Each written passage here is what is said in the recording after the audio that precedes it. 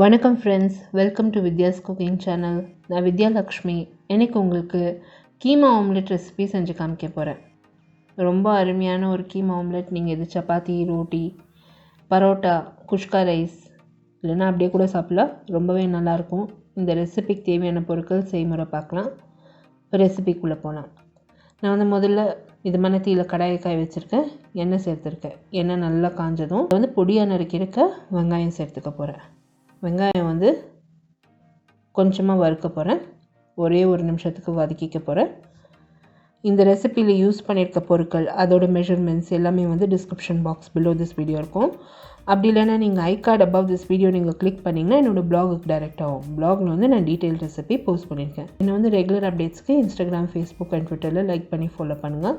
எல்லா social media handle லிங்க்ஸும் description box below this video இருக்கும். இப்போ நான் வெங்காயம் ஒரு நிமிஷத்துக்கு வதக்குனதோ அதில் மெல்லிசை நறுக்கிருக்க இஞ்சி, பூண்டு, மல்லி, புதினா தழை சேர்த்துருக்கேன். இது ஒரு நிமிஷத்துக்கு வதக்கிக்க போகிறேன்.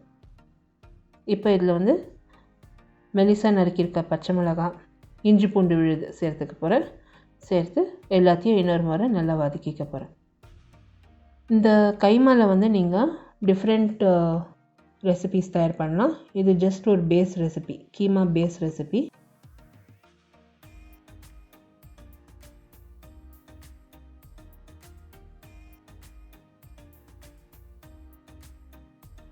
இப்போ நான் வெங்காயத்தில் மஞ்சள் சேர்த்துருக்கேன், மிளகாய் தூள் சேர்த்துருக்கேன், மல்லித்தூள் சேர்த்துருக்கேன். இப்போ இந்த மசாலா பொருட்களெல்லாம் ஒரு நிமிஷத்துக்கு வதக்கிக்க போகிறேன். இந்த கீமா பேஸ் நீங்கள் ரெசிபி தயார் பண்ணி எடுத்து வச்சுக்கிட்டிங்கன்னா இதில் நீங்கள் பட்டாணி சேர்த்துக்கலாம், உருளைக்கிழங்கு சேர்த்துக்கலாம். நீங்கள் பட்டாணி சேர்த்திங்கன்னா அது கீமா மட்டர் ஆகிடுது. நீங்கள் உருளைக்கிழங்கு வறுத்து சேர்த்திங்கன்னா அது கீமா ஆலு ஆகிடுது. ஸோ டிஃப்ரெண்ட் ரெசிபீஸ் இதில் நீங்கள் தயார் பண்ணலாம். இது சேம் கீமாவை நீங்கள் சமோசாவில் ஸ்டஃப் பண்ணலாம். ஸோ இது ஜஸ்ட் ஒரு பேசிக் ரெசிபி. இப்போ இதில் இந்த மசாலாவில் நான் கைமா கொத்துக்கறி சேர்த்துருக்கேன். சேர்த்து மசாலாவில் ஒரு 2 நிமிஷத்துக்கு வதக்க போகிறேன்.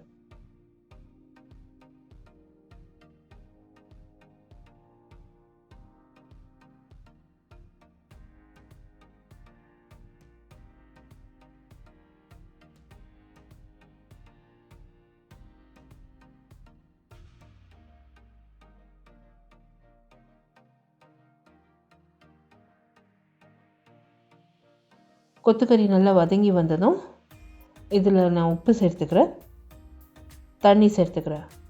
நீங்கள் இது குக்கரில் கூட வேக வைக்கலாம். இப்போ இதில் நான் தண்ணி சேர்த்துருக்கேன். சேர்த்து இந்த கொத்துக்கறியை மூடி போட்டு வேக வச்சிட போகிறேன். இப்போ நான் கைமா பல்கில் வாங்குறேங்க.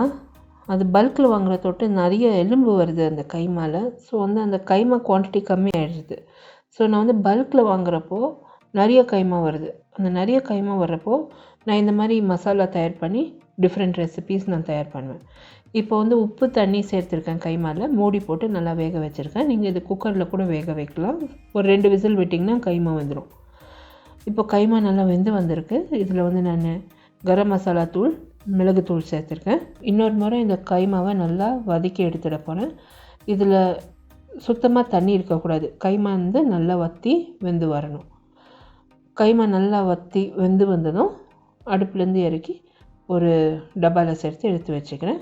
இப்போ நம்ம ஆம்லெட் தயார் பண்ணலாம். கைமா வெந்துருச்சு, ரெடி ஆகிடுச்சு. இந்த மசாலா ரெடி ஆகிருக்கு. இப்போ ஆம்லெட் ரெடி பண்ணுறதுக்கு நான் முட்டை ஒரு பாத்திரத்தில் உடைச்சி சேர்த்துருக்கேன். எல்லா பொருட்களும் இந்த ரெசிபியில் யூஸ் பண்ணியிருக்கிறது எல்லாமே description box below this video இருக்கும். அப்படி இல்லைன்னா நீங்கள் ஐ கார்டு அபவ் திஸ் வீடியோ நீங்கள் கிளிக் பண்ணிங்கன்னா என்னோடய பிளாகுக்கு டைரெக்ட் ஆகும். பிளாகில் ரெசிபி டீட்டெயிலாக பார்த்துக்கலாம். ஃபார் ரெகுலர் அப்டேட்ஸ் என்ன இன்ஸ்டாகிராம், ஃபேஸ்புக் அண்ட் ட்விட்டரில் லைக் பண்ணி ஃபாலோ பண்ணலாம். இங்கிலீஷ் சேனலில் கூட நீங்கள் என்ன சப்ஸ்கிரைப் பண்ணலாம். இப்போ நான் முட்டை சேர்த்துருக்கேன் ஒரு பாத்திரத்தில். அதில் உப்பு சேர்த்து நல்லா அடிச்சிடுறேன். முட்டை நல்லா அடிச்சிடணும். ரொம்பவும் அடிக்கிறதுக்கு போகாதீங்க.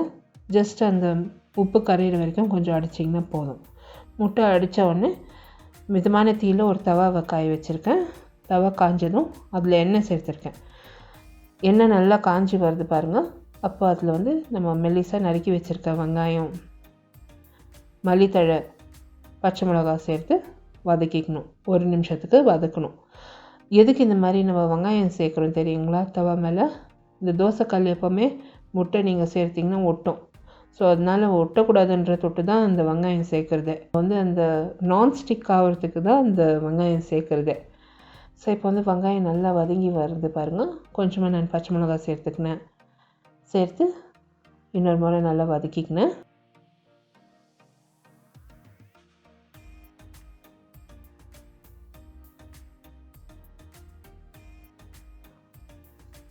வெங்காயத்தை நல்லா பரவலாக நான் வச்சுருக்கேன். அந்த முட்டை அடித்தது வெங்காயத்து மேலே சேர்த்துருக்கேன்.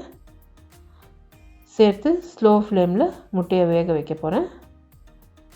ஒரு பக்கம் நல்லா முட்டை ஃப்ரை ஆகி ப்ரௌன் கலர் வந்ததும் நிதானமாக அதை திருப்பி இன்னொரு பக்கம் வேக வைக்கணும். இது ரொம்ப நல்ல side டிஷ்ஷுங்க.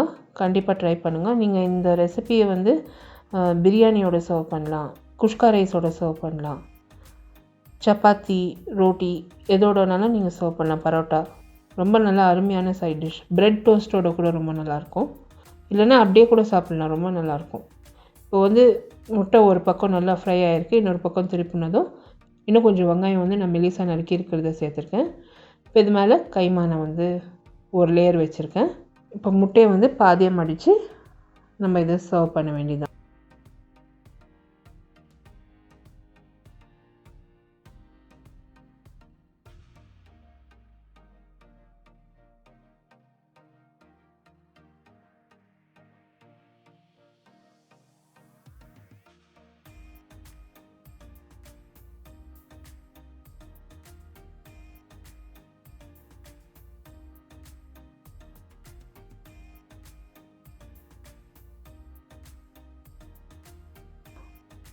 Egg keema omelette ready ஆயிடுச்சு.